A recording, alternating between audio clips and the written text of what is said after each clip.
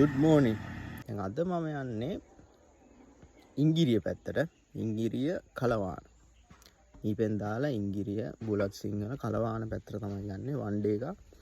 අපි බලමු. දැන් ඕගොල්ලන්ට පෙන්වන්න තියෙනවා ඉංගිරියට කිට්ටු වෙලා බලන්න මේ ලස්සන. බලන්න කොච්චර ලස්සනද කියලා.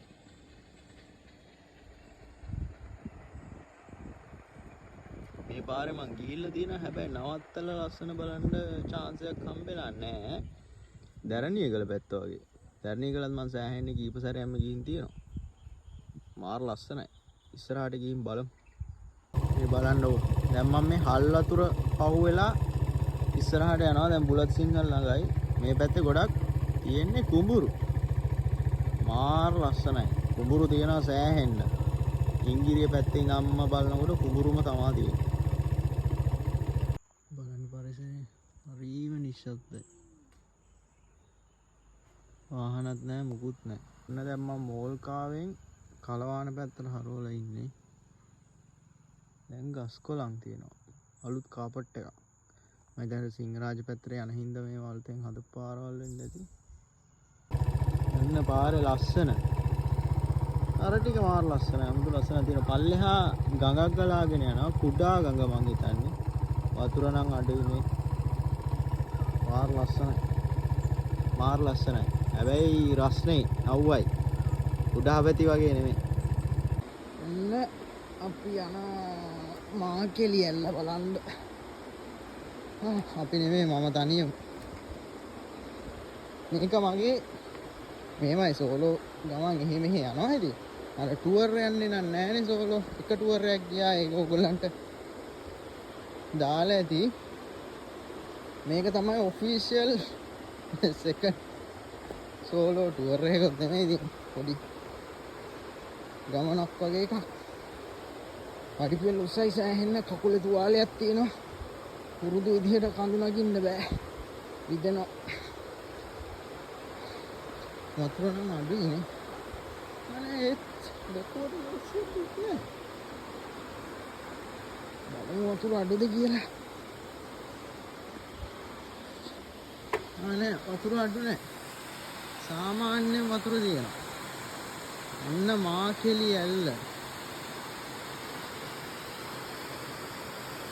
නාගන්න නම් ෂෝක් වතුර තියෙනවා.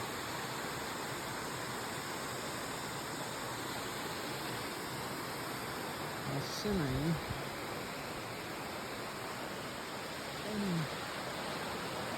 ඕ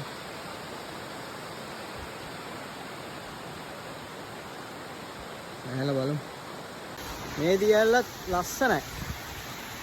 මම දැනට රට වටේ දියැලි 40 ගානකට කිට්ටු වෙන්න බලලා තියෙනවා. ලිස්ට් එක ලියලිය තමයි බලන්න යන්නේ. 40ට කිට්ටු ඇති. මේකත් ලස්සනයි. බලන්නකො. මාකෙලි ඇල්ල.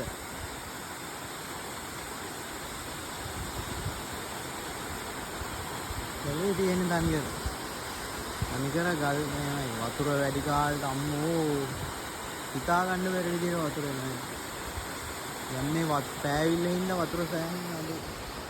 අනිකර ගල් තලාව. මේක මම හිතන්නේ කුඩා ගඟ. ඉස්සරහා ඩෑම් එකත් එක්ක කුකුලේ ගඟ ඩෑම් එකත් එක්ක තියෙනවා මම හිතන්නේ අපි ඉස්සරහට තමයි යන්නේ ආපස්සට යන්නේ නැතුව. ඉස්සරහට ගිහිල්ලා බලමු මොකද වෙන්නේ මොන පාරෙන්ද ගෙදර යන්නේ මොනවද බලන්න කියලා. කුකුලේ ගඟ ජලාශය. ලස්සන. හැබැයි අවුවයි. එක යලි. වීඩියෝ එක ඉවර වෙනවත් එක්කම ඔයගොල්ලෝ මගේ දැන් බයික් පෝස්ට් දානවනේ. දැන් බයික් යන්නේ නැහැ නේ මගේ බයික් ඔක්කොම ඒගොල්ලෝ. මේ GN125 තාත්තගේ බයිසිකලේ ගැන විශේෂයෙන් කියන්න හිතන වචන දෙකක්. ඇත්තටම හොඳ බයිසිකලයක්. වෝල්ට් එක වගේම තමයි ඇඟට අමාරු නැහැ. වෝල්ට් එකටත් වැඩිය හොඳයි. හැන්ඩල් එක බලනකොට හැන්ඩල් එක හොඳයි.